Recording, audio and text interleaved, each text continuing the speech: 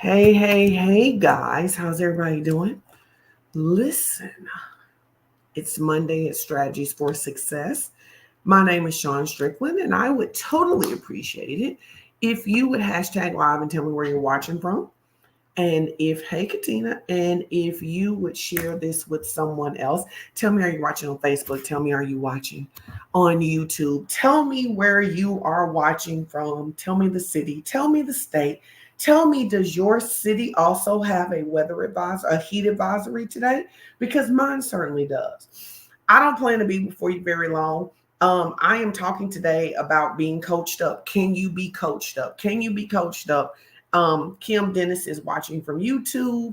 Hey, Miss Nadine, I miss you so much. We've got Slidell. We've got, hey, Trinika. You got a heat advisory in Houston. Listen, Claudette, did you see about the 42,000 STD cases that were reported in Houston yesterday, last week? I just want to tell you, be safe in them Houston streets. Now, I'm sure you living right and all this stuff, but you ought to tell all your people to live right, because it's looking serious out there. Now, that is a different kind of hot girl summer right there, and we don't want the Saints to be no part of that. Anyway, let's see. I need you to share. I need you to pay. I need you to tag, and I need you to engage. Baby, Houston got a whole lot going on. Like I think it was what is it? Who is it that does STDs? I think it was the CDC, because it almost has thrown, they actually had so many STDs reported in 1 week that it has thrown them into a pandemic, according to what I read. Anyway, that's neither here nor there. Houston's probably not your hot spot for this summer. You certainly don't want to be messing with CDC. You don't want to be messing with nobody from Houston. I'm just gonna say, if you love Jesus, just keep all your cookies to yourself, so that your cookies. Last week I posted. These are just funnies as we're warming up. Last week I posted about how this go bug me. Sorry.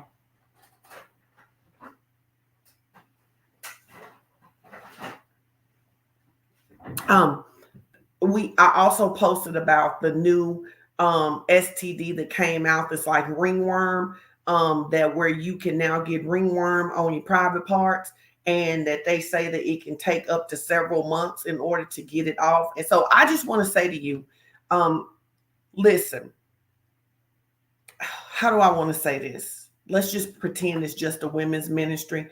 I want to say it like this. It ain't no, number one, you ought not be giving your stuff up because you love Jesus. But if you don't love Jesus enough to keep your stuff to yourself, just keep to yourself, because you don't want the ringworm on your stuff, okay? Amen. All right, see, I think that was pretty good. How was that? That was pretty mild. Anyway, so I'm talking to you today called Can You Stand to Be Coached Up? Can you stand to be coached up? Can you stand to be coached up? Now, here's the question I want to ask, because I know it's a lot of women on here, and I know some of the answers for some of you, but let me ask you this. How many of you played sports growing up? If you played sports growing up, just put a me in the comments. I played sports in the comment. Put I didn't play sports in the comments. And because I want to talk to you about no, let's see. If I wasn't saved, this would show make me, baby. Listen, if you play sports growing up, say me. And if you didn't play sports growing up, say that you didn't play sports growing up, because I want to talk to you about, can you stand to be coached up?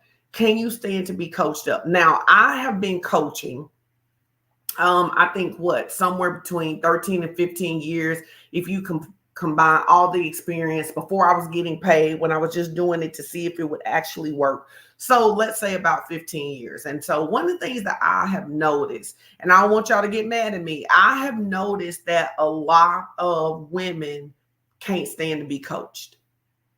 A lot of women cannot stand to be coached. And I think it's because you don't understand coaching. Now, I'm not necessarily talking about, let's talk about two types of coaching, and how my work of coaching actually merges them together. So there is the fundamental concept of life coaching that says that we believe that the answer is in you. And if we ask you enough questions, you can get to your own answer, right? And then there is athletic coaching, piano coaching, dance coaching, cheer coaching, where it is the job of the coach to tell you how to get better. Now, I said this today, and I don't know if y'all saw it on my Facebook page, but I'm going to just tell you, I've been in church all my life. I deeply love the church. I'm not one of those people who hate the church. I love the church. Jesus loves the church. Sean Strickland loves the church, even though sometimes the people in church are challenging. I have a master's in sports psychology. And one of the things that I realized, the reason that what made me fall in love with sports psychology is that I realized that believers were stuck is because we did not have the mindset and the mentality to get better. We wanted better, but we didn't necessarily have the mindset and the mentality to get better. I'm going to ask y'all to talk to me a lot today. Okay. And so I love this work of coaching. And I love this work of sports psychology because I went, oh my God, Revelation, you've heard me talk about this over and over again. Romans 12:2, be transformed by the renewing of your mind. And how can you change your mind if you don't know what you think? So I think that one of the big things for a lot of adults is that we weren't taught to think about our thinking. We weren't taught to think about why we do what we do. And so what we end up doing is we spend a lot of time thinking about what other people are doing instead of thinking about our own thinking. Now, I think that's the first part of it. The second part of it is that I think that many of us, I said this on my Facebook page today. I said, we want to be prophesied to, but we don't want to be perfected.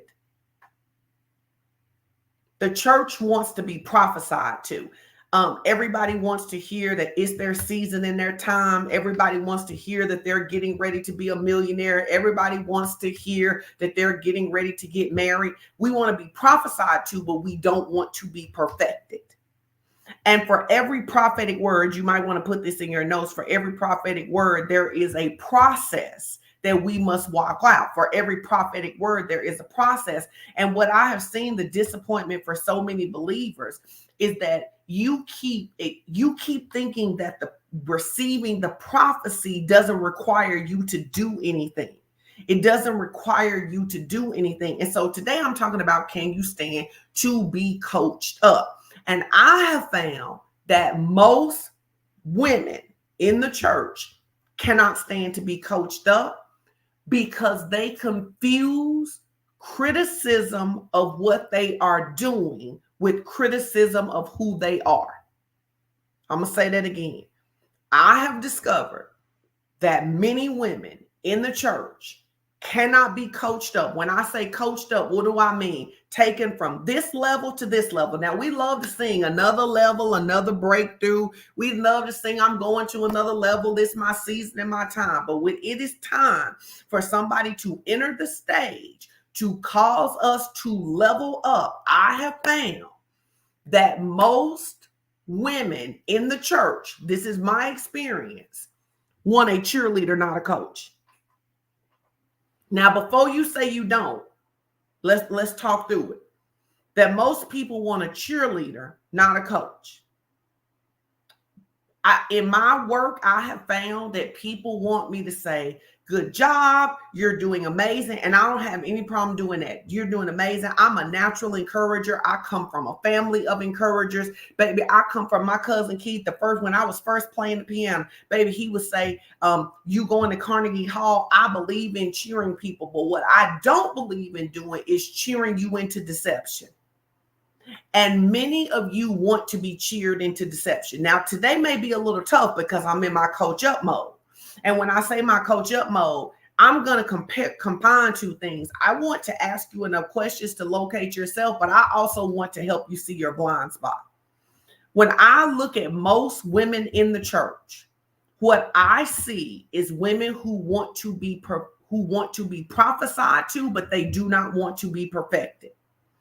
And they confuse encouragement. They believe that if someone has a crucial conversation with them, it is because they don't like them. And so it's funny. I don't know if she's around. Let me see if she's around, because she said that we were going to talk. She said that she was going to come on here and talk to me about it. Let me see if she's still going to come in here.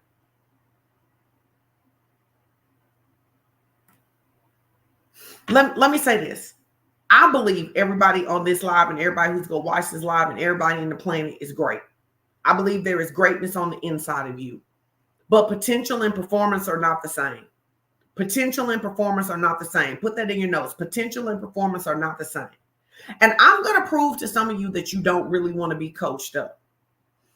I can prove to you that you don't want to be coached up because when people give you instructions, you find excuses instead of execution.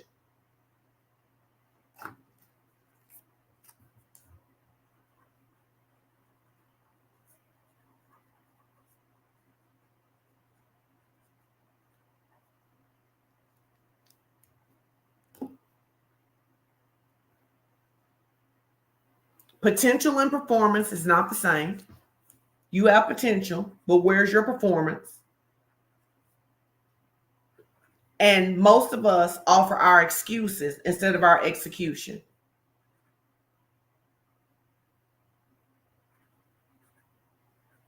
So what do y'all think about that?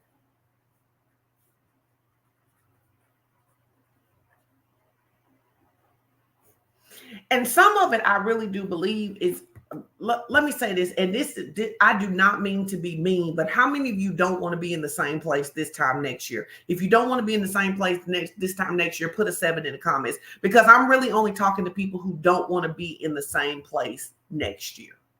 I'm only talking to the people who don't want to be in the same place next year. And if you don't want to be in the same place next year, I'm gonna say some really, really tough stuff right here. You don't want to be in the same place next year. When you get corrected, do you bring excuses or execution? So let me say this. Everybody knows my challenges. What's up, BJ? My challenges with Jordan. Let me see if I can find her because she said she was going to drop in here for a minute. Let's see if she's still rocking with me. Hello? Hey, can you come? Do you still want to do the live with me? Sure. Okay, come on. So me and Jordan were having this conversation. Everybody knows that out of all of my kids, the kid that I'm probably is most sensitive about is Jordan. Come here. You can just sit in my lap for a second. And you got to pick a thigh. Pick one. Okay, so me and Jordan were having this conversation about, can you stand to be, let me get your head. Can you stand to be coached up? And we were just talking about how I said to her, you know, because of the challenges she's had, she is the one person, her and Kristen Valley, somebody tag Kristen Valley. If it's two people I don't ever want to talk hard to, it is her and Kristen Valley, because they are just such sweeties to begin with. Now, some people make it easy to talk strong to them because they talk strong, and so it's super easy. But the last couple of days, Friday and today, I had to talk. People are saying hi. If you look right there, you can see the comments and stuff. Hello, everyone. And I was talking about how I've had to talk strong to you twice in the last 4 days, and how I don't like talking strong to you, right? Right. But what did you tell me you understand about me talking strong to you? You're doing it for my own good. I know that you would never tell me anything that would hurt me or try and lead me off the wrong path. You only talk strong to me because you want me to become the person that God intends for me to be. So I asked you this question. I said, when I'm talking strong to you, because on Friday I gave you some very specific instructions, and I actually said to you, do you care if I say some of what I said to you? Okay. I said to you, I said, Jordan, you are not stuck right now because you are diagnosed with autism. I said you are stuck right now because you are operating in laziness. That's what I said to you, right? Yep. How did you feel when I said it?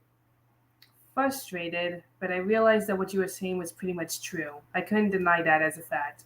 Oh, no, hold on. Did y'all hear what she said? She couldn't deny it as a fact. She was frustrated that I said it, but she could not deny it as a fact. And then I gave you some specific instructions of things you needed to do. Did you want to do them? A part of me didn't want to, but I still did it anyway. Why'd you still do it anyway? Because I knew that this was going to help me, not just now, but later in life. So what advice would you give to people who aren't living up to their potential about how they should respond when somebody who cares about them is talking strong to them? Understand And unless that person has led you down a bad path or hurt you in some way, when someone talks strong to you, they're not doing it because they want to hurt you. They want to make you better than the current you are. Don't settle for average, settle for extraordinary. Is that good? Mhm. You have anything else you want to say to him? Thank you for having me on here, Mom. And thank you all for watching. Have a nice day. And she's gone. And she's gone.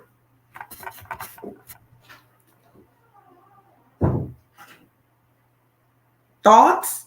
Feelings?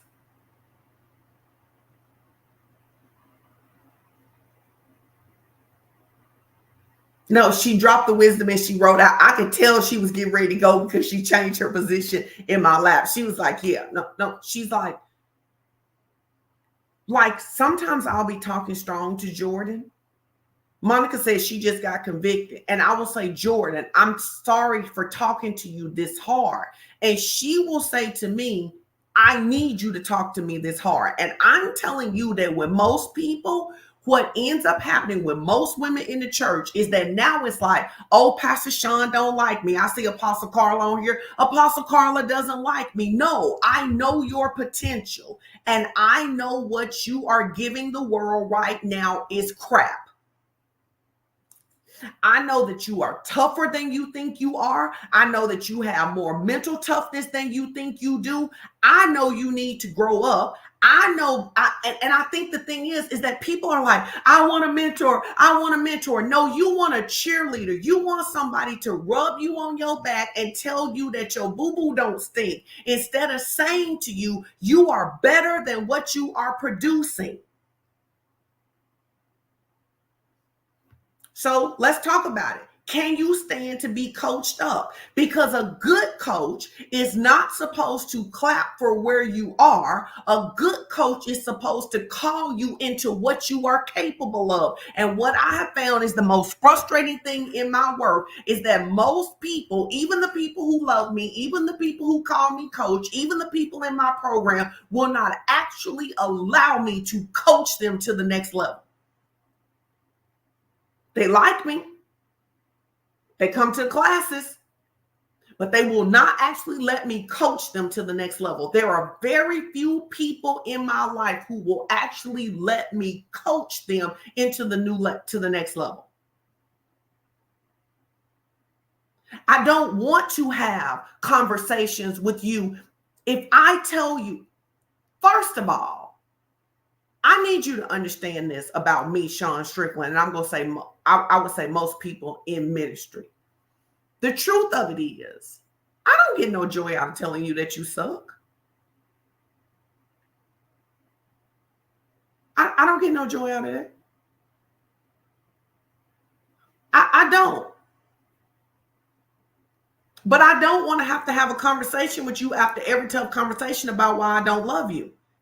It's stupid to me. It's stupid to me. And some of you have been in the same cycle so long because you won't let the people God sent do what God sent them to do. You're trying to be friends with somebody whose assignment is to help you fix your start. Because I watched track and field last night.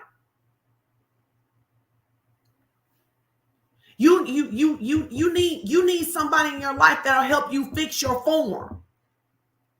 You need somebody in your life that'll help you finish strong. But what you want is somebody to rub you on your back and tell you that average crap you bring in is extraordinary when it's actually just average. It's just average. And I was thinking about this, and so I just want to have a real conversation with y'all, and then I'm finna get ready. She said sort of for extraordinary. Like, listen, I need you, let's establish a couple things. Liking you and you being good at what you do aren't the same thing. There are some people I don't like, but they're actually really good at what they do. And there are some people that I actually like a lot, but they're very basic. And the truth of it is that I think that a lot of us need to tell the truth that we have the potential to be extraordinary, but our effort is average. Now, I'm gonna tell you about my own story. It's funny because Sheila reminded me of this, and Crystal reminded me about this. I talk about, like, number one. I say all the time. I say my number one coach is Pastor Strick. And I always say to Pastor Strick, you ought to be talking to. I wish you talk to everybody like you talk to me. And it's not that he doesn't love me, it's that he knows my potential. And again, everybody put this in the comments. I'm not talking about abuse. And me and Jordan were talking about this today because I wanted to make sure she understood. I said, now, when somebody's talking strong to you, they shouldn't be calling you names. They shouldn't be telling you that you're stupid. They shouldn't be telling you that you're nothing. You're going to know that a coach is from God because they are going to say to you, you are better than what you are producing. Come on, Sinitra. I need to help you get out the blocks fast. And I think the truth of it is that we can't have how do I want to say this?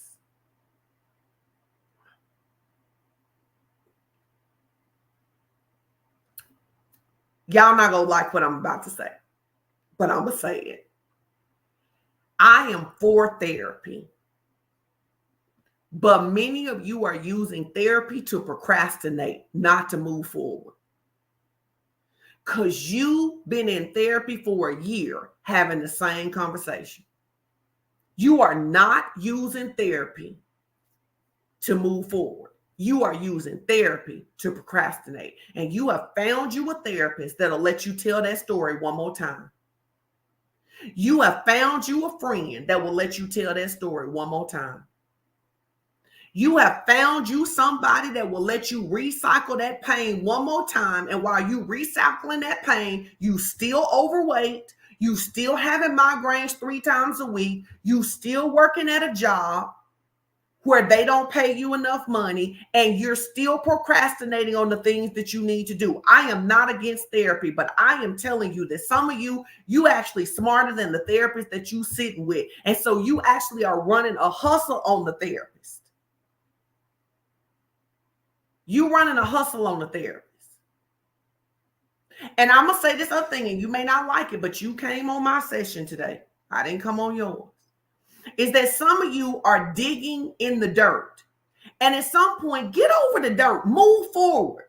Move forward. One of the things that you learn as an athlete is to move from the last play. You miss a free throw in the first quarter, you can't still be thinking about that in the third quarter. Some of you are making yourselves miserable because you're running around in the dark. Freedom is not found in the dark. Freedom is found in the light. Freedom is not found in understanding why your mama did what she did when you were 3. It's about what you go do when you 53. You cannot undo. And I want you to hear this because some of you also, listen, can we just have a real conversation? Y'all is worrying the fool out your spiritual mothers and your pastors because you are trying to ask people. I said, who did I say this to? I said it to Sheila. I think it was Sheila. I said, when Nicodemus comes to Jesus and Jesus is talking about being born again, Nicodemus says, how shall I be put back in my mother's womb? And Jesus was like, that ain't what we talking about. And basically Jesus is saying, if you think we talking about going back into your mother's womb in order to be born again, then you have missed what the whole salvation experience is about.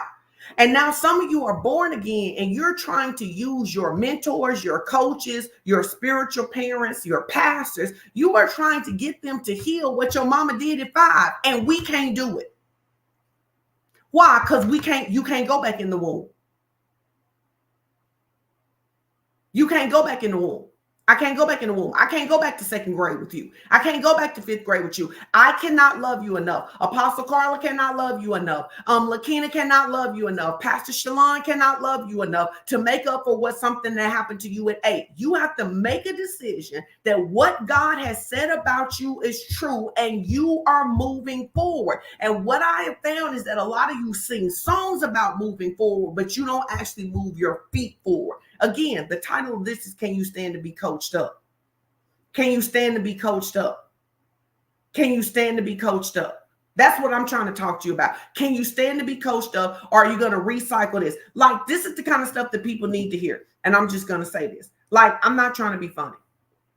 I'm just going to tell you some stuff that you need to hear. And I'm going to talk to y'all about Jimmy, because everybody who loves me, except for Strick, always get in their feelings about how Jimmy talked to me, but Jimmy saved my life. And the truth of it is that a lot of y'all who loved me, you didn't love me enough to save my life. Well, we don't want to talk about that. Okay, what do I want to say next? Jimmy, but I wanted to say something before I talk about Jimmy. What do I want to say before I talk about Jimmy? Where was I going with that?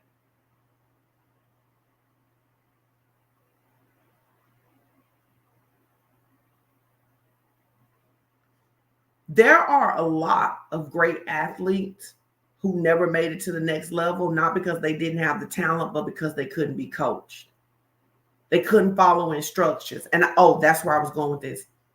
Some of y'all real nice, but you can't take no coaching. You're so sweet, but you can't take no coaching. Everything hurts your feelings. Maybe Pastor Sean don't like me. And I just want to be clear, because I'm not just speaking to me. I'm speaking for all of, but I want you to know this. If you think about how bold I am, I promise if I didn't like you, you would know it. I would tell you I didn't like you. And in fact, you would know I don't like you, because I wouldn't be talking to you. And I'm telling you that it is an immaturity that you want people to rub you on your back when I need you to be running the route. I don't have time to rub you on your back. You ain't been able to pay your bills for the last 2 years. I don't have time to rub you on your back, and you shouldn't need me. That's where I was going with that. The truth of it is that many of you are procrastinating.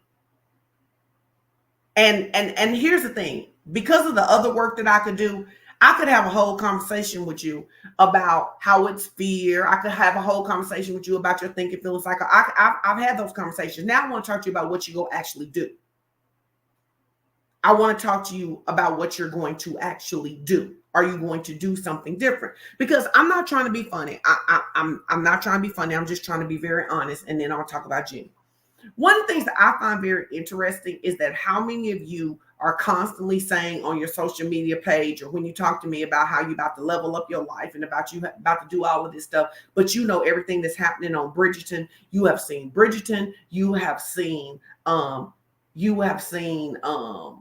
the Will Smith movie that just came out. You know all of the scandals of the pastors that are happening right now. You have been to all of the concerts. You know what's going on with Kendrick and Drake. You've been following Chris Brown. You know what's happening on in the body of Christ. Who died, who didn't die, who's married, who's not married. You keep up with all the stuff. Bad Boys. How do you have time to know all that? I'm going to tell you how you have time to know all that, because you're not managing the business that you've been assigned to. That's why you got time. So I literally said the other day, this is what's baffling to me. You're watching Bridgerton. I'm not against watching TV. Can you put in the comments? I'm not against watching TV. But can I have a real can we be real? Just tell me I can tell y'all this one thing. Just tell me. Just say I can tell y'all this one thing.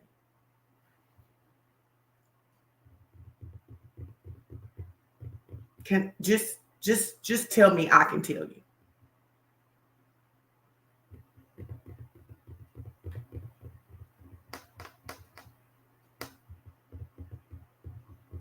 Okay. Ain't you too broke and too stuck to have that much time for entertainment? No, that's what I wanted to say to you. Aren't you too broke and too stuck to have that much time for entertainment? Do you think that the people who really care that they didn't make it to the playoffs is doing all the socializing that the people who don't care?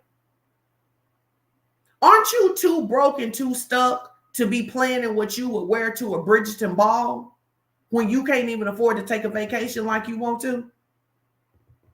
Ain't you?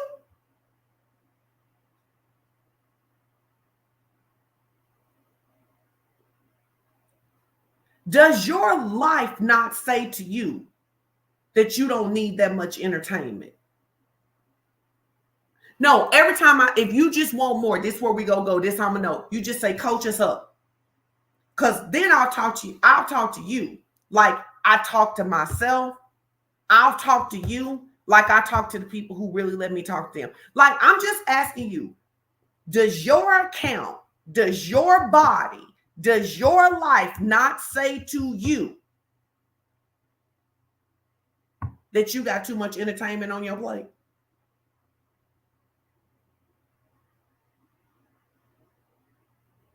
Do you not see that you're using entertainment as escapism? And I'm going to tell you this, and then I'm going to talk about Jimmy. Do y'all realize that one of the ways they kept slaves, you can go study it out, that one of the ways they kept slaves was to give them Saturday and Sunday off? That they would let them, particularly on the East Coast, move around from plantation to plantation to go see their daddy, to go see Big Mama. Do you know why they did that? Because they figured out if they would give them a little break, they wouldn't fight being slaves. What did you do with your weekend? What did you do with your weekend? Because some of you have consistently worked jobs that don't pay you enough. You are consistently engaged in businesses that don't produce any money. You are consistently looking in the mirror saying that you do not like your body. You are consistently borderline for disease. You are consistently in a marriage where y'all ain't really connecting. But what you did instead, what you did this weekend was entertain yourself. What you did this weekend was need all that sleep. And I'm just telling you, poverty says if you love sleep, you go be poor. Proverbs says if you love sleep, you go be poor.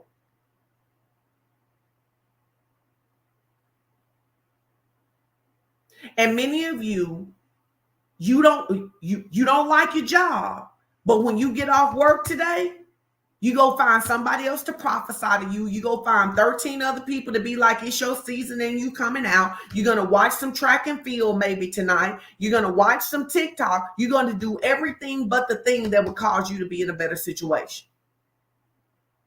And then next year, you'll be like, I don't know why God still got me in this holding pattern. It ain't God, boo. God ain't got you in this holding pattern. It ain't even the devil at this point. It is your need to be entertained instead of being educated and being an implementer.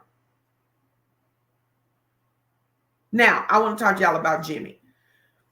Long story short, everybody knows that there's this guy named Jimmy Beasley that I say that has absolutely been responsible for changing my health life.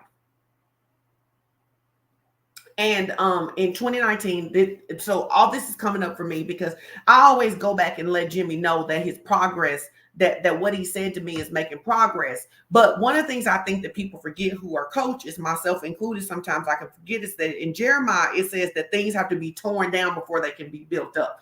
So let me recap my story with Jimmy and then we'll get out of here. So in 2019, the Lord says to me, he says, I want you to, it was the week of Essence Festival, because him and his wife were at the Essence Festival. And the Lord said, I want you to reach out to Jimmy and I want you to tell him that he is supposed to train you. Now, for the record, Jimmy had been telling me that he was supposed to train me for about 3 years. And I was like, no, thank you, dog. Not interested. And so the Lord, I'm sitting on my bed and the Lord says, I want you to tell Jimmy that you want him to train you. And I say, Lord, anybody but Jimmy. Oh, anybody but Jimmy. And I know that some of y'all have said anybody but Sean. Somebody put in the comments that you left me because I talk tough. I get it. But I just want to know what them soft coaches did for you. But okay, that's neither here nor there.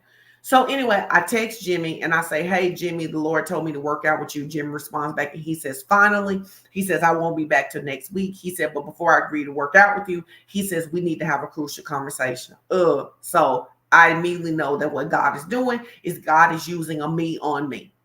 And some of y'all is real good at talking strong to other people, but you're not real good at having strongness talk to you. So anyway, me and Jimmy, we go to this restaurant called Newt's in this place called Bentonville, Arkansas, and we sit down and we're having a salad. And Jimmy says to me, the first question he wants to know is why now? And I said, honestly, because the Lord said it. He said, okay, I'll take that. And he said, well, let me tell you something. Because at the time, Jimmy went to our church. He lived in our city. Him and Angel went to our church. And Jimmy said to me, he says, I will only agree to train you if you will agree not to try to use God to usurp me when I'm training you. Hey. Oh, Jimmy really going to pull a me on me. Hear what I'm saying? Jimmy says, He says, I will train you. And I know you're my pastor. And I will never forget you're my pastor. But in them training sessions, you're not my pastor. I'm your pastor. Because I know where we're going and you don't. Now, I felt a little way like that because I'm not this person I don't really typically like to give up a bunch of control. I really like to be in control of my own life. And now Jimmy is saying, I'm going to train you. God has told me Jimmy is supposed to train me. But see, Jimmy's not through yet because Jimmy's having a very crucial conversation with me. And Jimmy looks at me in my face and he says to me, here's his question. And some of y'all will feel tight in your chest. But again, remember what I just said, that Jimmy saved my life. Jimmy says to me, he says, tell me why you don't love yourself enough to take better care of yourself. I immediately said, I do love myself. And he says, my question to you is, tell me why you don't love yourself enough to take care of your body. And I say, I do love myself. And he looks me dead in my face across that salad and say, your body don't look like it. Now, can I just be honest with y'all? It's one of the reasons I really get this TFC work. If y'all still here, you got to talk to me now. I can't be just out here telling y'all all my Jimmy stuff and then y'all ain't gonna talk to me now. Now I want you to know that at this point, I really do want to fight Jimmy, except let me tell you what I know. I can't fight Jimmy. I can't outrun Jimmy. So I got to sit here and take this. But this dude looks me in my face and he says to me, tell me why your body don't look like you love you.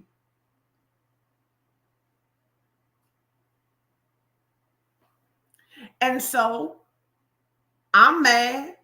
Oh, you wouldn't have beat up Jimmy. Now, you might have got restrained, but you wouldn't have beat up Jimmy. Tell me why your body don't look like it. Hear what I'm about to say. I did not like what Jimmy said to me, but I needed what Jimmy said to me. And that's the challenge where I think most people don't get with being coached up. I didn't like what he said, but just because what he said, here, write this down. Just because it was hard doesn't mean it was mean. And I think we get that confused. It was hard, but it wasn't mean. And then he asked me this question right here. He said, and what I really want to know is why none of the people who are close to you can see how out of control you are. Oh, y'all, I want to windmill Jimmy at this point. I want to. What? Just because it was hard doesn't mean it was mean. I love it. Hard does not equal mean.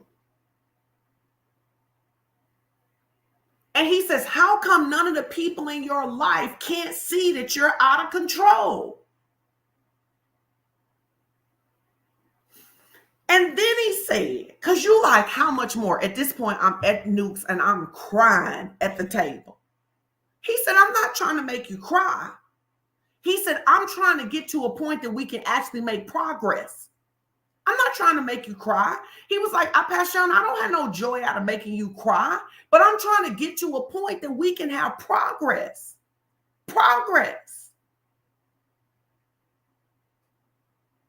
And he says, why have you created a world that people will watch you abuse yourself and accept it as long as you take care of them? Let me throw something because that was 2019. I still feel this way. What? Why have you created a world that people will watch you be out of control and ignore how you are treating your own body as long as you take care of them? Jimmy was the first person who loved me enough to be willing to make me mad. Now, me and Pastor Strick look back and we say the truth of it is that we were managing our stress with food. So we couldn't have said to each other because we were both managing our stress with food.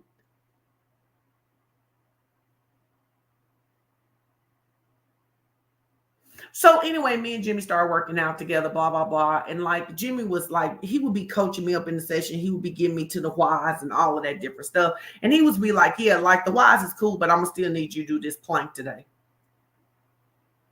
I can't take more. I have never broke down more times than when I worked out with Jimmy Beasley.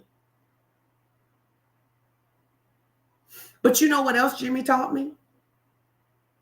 Jimmy asked me this, and I didn't know the answer. One day we were in there, and I said something hurt. And he said to me, hurt like your body's not used to doing it, hurt like you're sore, or hurt like it's injury and we need to stop. And I was like, I don't know. And Jimmy then would spend the next 6 months teaching me to stop long enough to recognize what the hurt was I was actually feeling. And this is what he said to me: because you've had 4 babies, because you've had 4 babies, and you've never been reset after each baby, and you've learned to manage a lot of pain. He said, and women already manage a lot of pain when they give birth. He says, you actually don't have a good indicator of which pain is the pain that's going to help you to move forward and which pain tells you to stop. He was like, so I'm here to help you be able to ask yourself the questions. Anyway, fast forward. That September, me and Strick go to Jamaica. And I remember me and Jimmy having a conversation where Jimmy is just trying to get me to commit. He's just trying to get me to commit to work out 3 days while I'm on vacation. And I'm like, why in the world would I want to work out on my vacation? And the truth of it is I just sound stupid because I got an unrenewed mind. My mind hasn't been renewed. And so I work out 3 times and I'm so proud of myself. And then Jimmy says to me, he says, well, technically, if you got 3 out of 7, that's failing. Because the thing I love about Jimmy is that Jimmy has always been willing to say the thing that would cause me to walk away and be pissed off so that he could get me to think and come back. Anyway, I was thinking about this because over the pandemic, Jimmy moved away. He doesn't live here. So I don't work with him as my coach anymore, like in that sense that he sees me work out, but I still have a lot of accountability with Jimmy. And one of the things that I can learn about myself is that I always know whether I'm on program or not by how much time I'm willing to talk to Jimmy. When I'm avoiding Jimmy, it's because I'm off task. Like this, almost a year now, I've been working on my fitness. I talk to Jimmy every time. Baby, listen, I text Jimmy. He like literally, Jimmy would ask me in 2019, what you weigh? And I wouldn't tell him. Jimmy asked me a question. He said, how much you weigh? I just texted back. He said, oh no, you done shifted for real. Why? Because I'm not trying to hide anymore. I don't have a withered hand that I'm trying to hide. I'm like, here is the reality. I'm not trying to die prematurely. I understand what it is that I'm doing. And I understand that God sent Jimmy to save my life. Let me ask you this. Who are the people that God has sent to save your life, but you're still hiding your withered hand, you're still fighting them, and you're still wanting them to be something that they are not called to be in your life? All right. Okay. Then Jimmy says this to me, because Jimmy be saying crucial stuff to me. And Jimmy said to me, he said, I just got a question. He said, I just keep trying to understand why believers want to ride first class, drive first class, live first class, but don't care about having a first class body. He said, because if I'm not mistaken, the scripture says that the Holy Ghost live in you, not in your car, not in your house, not in first class. He was like, what's the big deal about putting a second class body in a first class seat?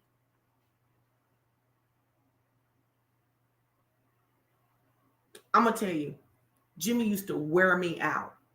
And not my husband. My husband was never offended with Jimmy because my Jimmy being coached up. Because my husband being coached up, he was an athlete.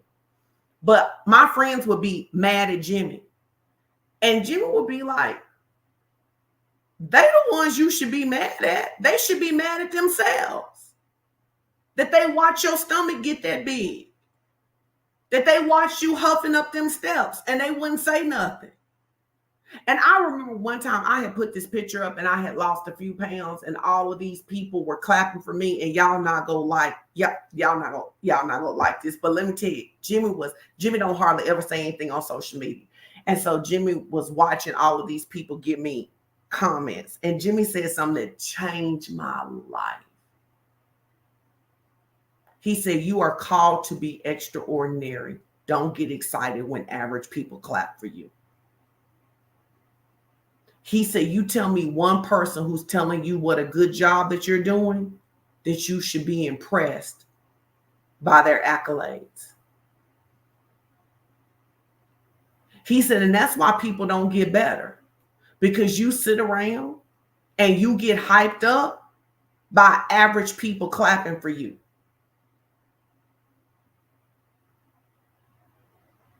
He said, so the person who don't work out at all is impressed that you walk a mile.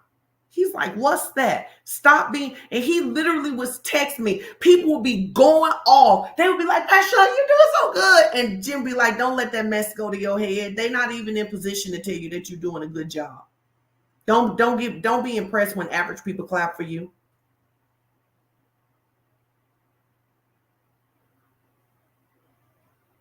All right, how y'all feeling? So anyway, the point I'm asking you is, can you stand to be catched up? Can you stand to be caught up? Can somebody coach you up? And so it was so funny because when I posted the swimsuit picture this time, because I want to say this, because I went on vacation this time, I worked out every single day. I got up every morning. Baby, I walked the fool out that pool. I got my, like every day by 10 o'clock, I got like 10,000 steps. I'm all in. And so when I posted my swimsuit picture, he doesn't say anything. And I'm wondering if he saw it. And he sent me 2 lines. He said, "You look good in that swimsuit." He said, "You look good in that 2-piece. I'm proud of you." And I sent him a voice recording back. And I said, "I've been waiting my whole life for Jimmy Beasley to tell me that he's proud of me." And I said to him, I said, there were things, I said, first of all, thank you for believing in me when I couldn't see my potential. I want to tell y'all these things that Jimmy used to say to me. And then y'all tell me if y'all got any questions. You know what? I don't hardly ever give y'all an opportunity to sow anymore, but I'm going to give you an opportunity to sow today if you want to sow into this word. And then whatever you sow into me, I'm going to be a blessing and bless Jimmy today, right? So these are 5 things Jimmy used to say to me. Number 1, he would say, "You don't need that much food to live. Sean, you don't need that much food to live. You don't need that much food to live.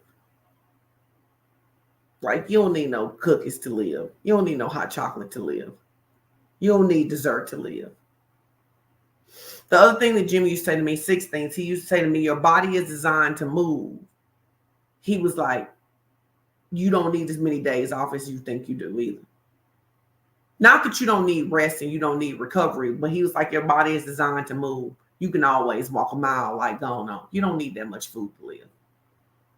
And what his point in saying you don't need that much food to live is that he was always asking me, what else does the food actually represent? You don't need that much food to live. Number 2, your body is designed to move. Number 3 that he used to say to me all the time, he used to say, you're an athlete. Everybody's an athlete. Most people just don't know they're an athlete. Most people don't know they're an athlete.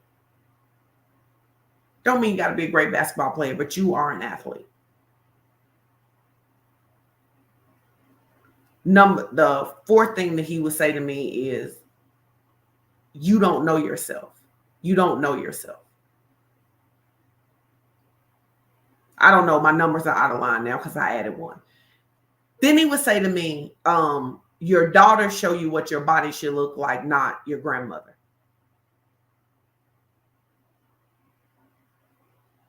So I think that's 4th, right, Tanya? Your body, he would say, your daughters show you what your body look like.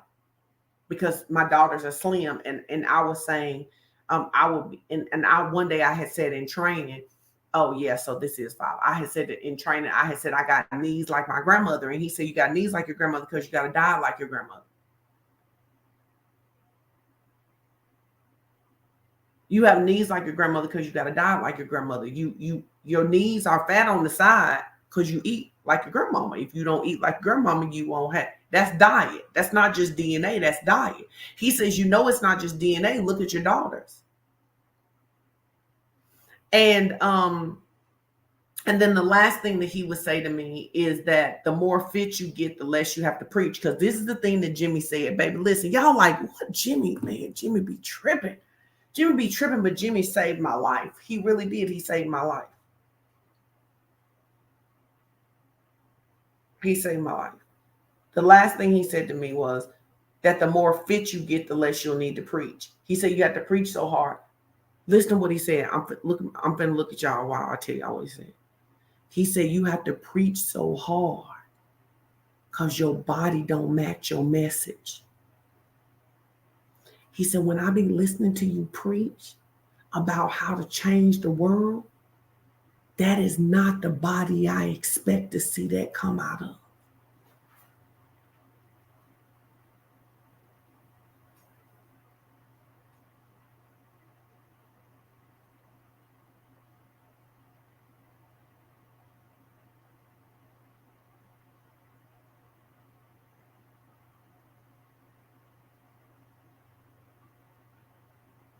He said, you be hyping us up. You be telling us we can do anything. You be telling us that we victorious and stuff.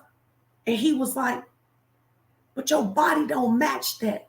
He said, because out of your mouth comes the words of an elite athlete and your body don't match. I can't tell you how many times Jimmy got on my line. I'm not trying to act like that every time Jimmy was talking to me. I was like, rah, rah, rah. Jimmy, you're amazing. Most of the time I was like, ooh, I can't stand you, Jimmy Beasley. I'm telling you, I can't tell you probably how many times I said, Jimmy, I can't stand you. Jimmy, I can't stand you, but I love you. I can't stand you, but I love you. I can't stand you, but I love you. I can't stand you, but I love you. I can't tell you how many times I told Jimmy I can't stand. But I can also tell you that Jimmy was like, I don't care that you can't stand me because I'm on my assignment. Because if you die prematurely, how many lives are attached to that? And I said to Jimmy, but this is the thing that had happened to me. And this is why I don't want you guys to give up. But you also have to hold yourself to account, a high account. Jimmy said all this stuff to me in 2019. It would really take until 2023. This is 2024 when I stopped trying to find a cheat. I'm just going to be honest with y'all. It wasn't until August 2023 that I stopped trying to find a cheat.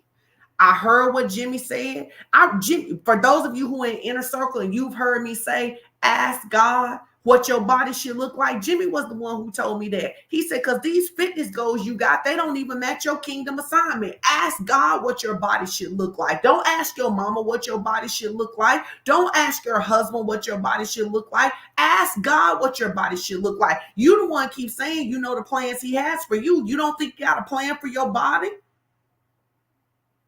And so I want you to know this because I want you to know that I understand your thinking, feeling cycle challenges. I want you to know that I understand what it's like to be called to somebody that you can't stand. I know what it's like to be called to somebody who get on your nerves and you really want the Lord to give you somebody who's going to be softer. But if you tell the truth, you really just go hustle them. You really just go BS them. And in essence, you really just go hustle and BS yourself. It was not until 2023 that I stopped cheating. I stopped trying to get what Jimmy could see without doing what Jimmy said.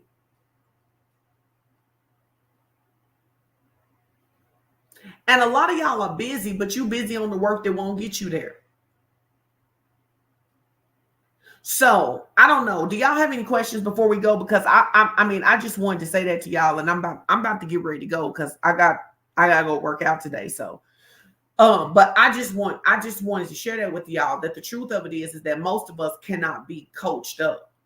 Most of us have too many excuses instead of execution. Said as a girl who had excuses and no execution. I always had a reason why. I always had a good sounding reason about why I couldn't do the things that Jimmy was telling me to do. I always had a reason. Listen, and I would be strong in my reason. I'd be talking with my chest and all of that different stuff. And Jimmy still be like, that's some bull crap and I don't want to hear that mess. And listen, you ain't doing nothing but cheating yourself. The person who telling you to quit watching all them Bridgerton exercises when your stories, when your business ain't making no money, they're not the person who don't like you. The person who don't like you is the person who's saying, come on, sis, watch this with me when they know you ain't got $1,000 in the bank.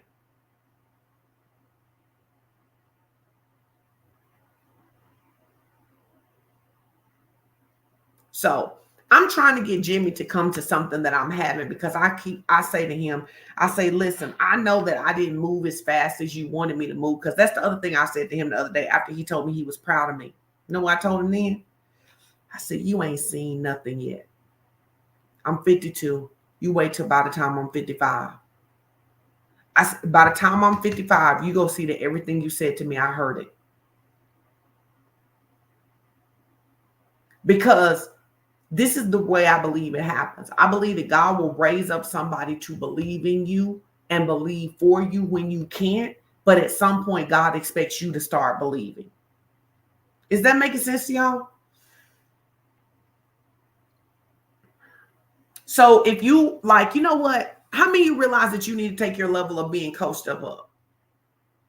I was watching this TikTok the other day, and this girl was talking about, I was laughing so hard. She was saying, she said, when you be talking, when people be out here be talking about don't exercise, don't over exercise, she said, that ain't for you.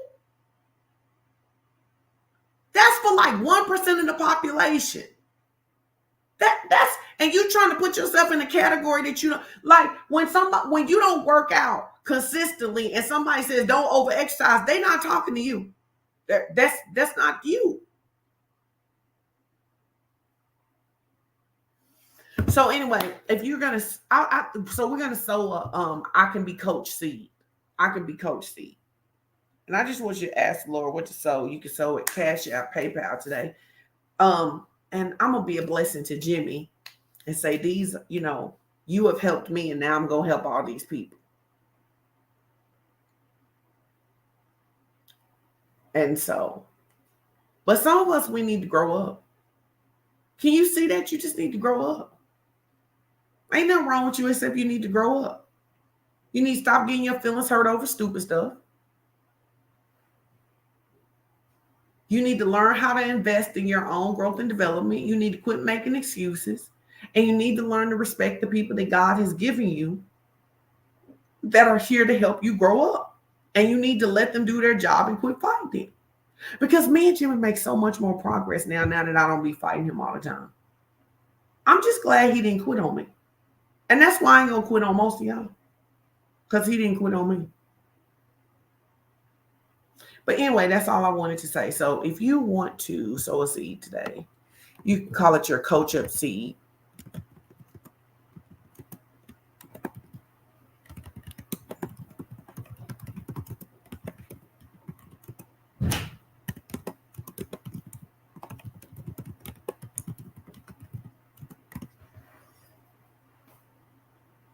Oh, Tanya, I'm not going to quit on you.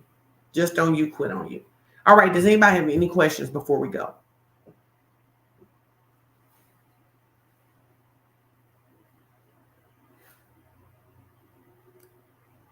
How many of you are committing to level up and being coachable? Oh, yeah, I'm going to say this thing. Some of you, I'm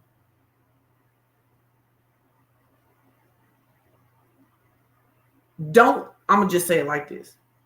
Don't let pride keep you in the same position. Because if you knew the way, you would go. But God raised up people to perfect us all. And don't let pride do that to you. Don't let pride keep you bound. Don't let pride make you stay in the same situation because you won't let anybody help you, because you won't let the people that God sent. And understand that most of us who really love people, Most of us who really, oh, Jacqueline, she said, I need to be held responsible to myself and an accountability partner. I want you to make this decision, Jacqueline, that the only accountability partner you need is yourself. And I'm going to tell you why, because I believe a lot of times women use accountability partners, and I call BS on that, because we like, I need somebody to go with me. You don't need anybody to go with you. It's nice if somebody goes, but you don't need anybody to go. And I think I see women, I'll see women get online. They're like, I need somebody to walk with me. So you mean to tell me that if the doctor told you that you would die next Thursday, if you didn't walk every day, you would need somebody to walk with you? It's nice to have an accountability partner, but this is also what I can tell you. Nobody can help you. It's Jacqueline. It's good to have somebody, but don't put your weight on them. Because if you're struggling to get up to go walk and then they quit, then you go quit too. And this is one of the things I love about me and Pastor Strick. We are so committed to our journey. We don't care what the other person. We don't care what the other person do. So I want to know at least one thing you're committed to doing after hearing this coaching. And then I'm about to go. One thing you're committed. Jacqueline, take care of your body because you love yourself. These were the two things that changed my life. I love God. I love myself. I'm committed to my journey if nobody else is. If you go, you go. If you don't go, you don't go.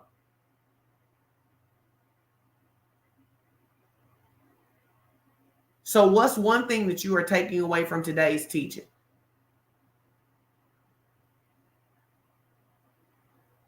Oh, I'm going to also bless Jordan. Whatever comes in, I'm going to bless Jordan and Jimmy. So, yes, because Jordan came and gave us that good stuff today.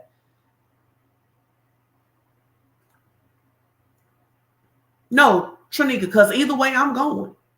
You can go, you can not go, but either way I'm going.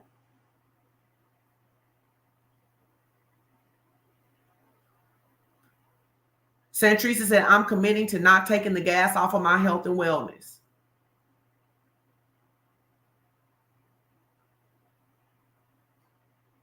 Daphne said, I won't be waiting on anybody to go with me or motivate me. Shavandra says, I can't take no shortcuts. You know, one of the reasons I stopped having cheat days, this is just how I talk to myself.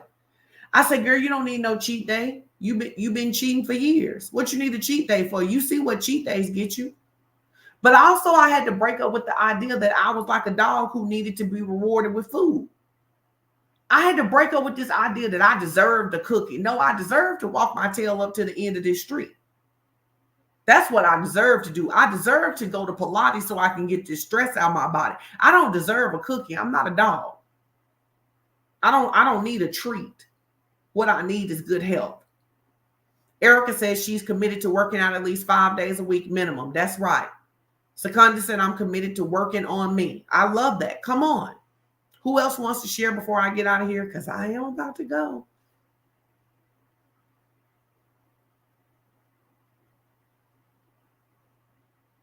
I'm committed to moving my body more. Mama's saying that's a good goal, but it needs to be more specific because more is not specific. What does move my body more look like? You ain't got to tell me, but you ought to know it to yourself. Like I'm committed to walking 5 miles or 10 miles a week. We want to not have a bunch of vague goals because vague goals let us think it's like when we're saying more money. Well, if somebody give you $5, that's more money, but that's probably not really what you meant. I'm committed to eating right and getting back into the gym and exercising daily. Danielle, when will you be back into the gym? Today or tomorrow? Go ahead and put it out here for everybody.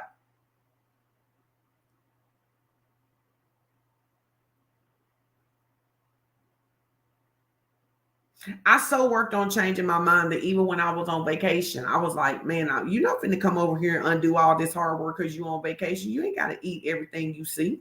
Sit down somewhere. Stop that. Vacation does not mean we got to blow the diet and every time we see food, we got to eat something. I want a piece of candy. No, you don't. You don't want a piece of candy. You said, all right, I love that, Danielle. Okay, here's how I'm going to challenge you. Jacqueline is going to Pilates. Let us know. Oh, I like that. I like the diversity of your plan. Okay, Danielle, here's where I'm going to challenge you. Your son is going to martial arts. What stops you from marching in place? What stops you from marching in place or walking outside the building while he's doing it? Can you get 15 minutes in today?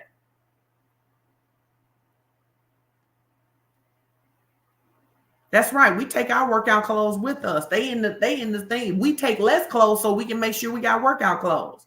All right. Danielle walking through class. Let me know you're doing it. Angel, let me tell you something. You could get that track body back if you wanted to, but really you just got to ask God what body you're supposed to have and stop focusing on who you used to be and focus on who you are right now. Because here's what I know, as an exceptional athlete, the exceptional athlete as you were, you can get there. It's about making a decision. It's about making the same kind of priorities that you made back in that day. And one of the things that I have found for a lot of D1 athletes is that what a lot of people don't realize is that they were disciplined because somebody was lording over them. And now it's your opportunity to be disciplined for yourself. J. Cole says, I'm committed to walk and jog 2 miles before work. All right. I see y'all. Y'all come back to this post. When you do the stuff you're supposed to do today, come back to this post and said, I did it. If you can stay. For the people who are in my programs and the people who work for me and the people I pastor and the people I'm friends with, if you're willing to let me coach you up, I'm willing to coach you up. But I'm just telling you, I want you to know, if you just want to keep crying and you want a cheerleader, I'm really not your girl because I ain't got that kind of time because I got stuff to do and I'm looking for people who got stuff to do. All right, let's go, Angel. You got it. All right. I love y'all. Thanks for hanging out. Come back to the post. Talk about what you're doing. You could do it every day this week. You come back to the post. Say, I just finished my 2 miles. I just did my so-and-so. All right. I love y'all. God bless you.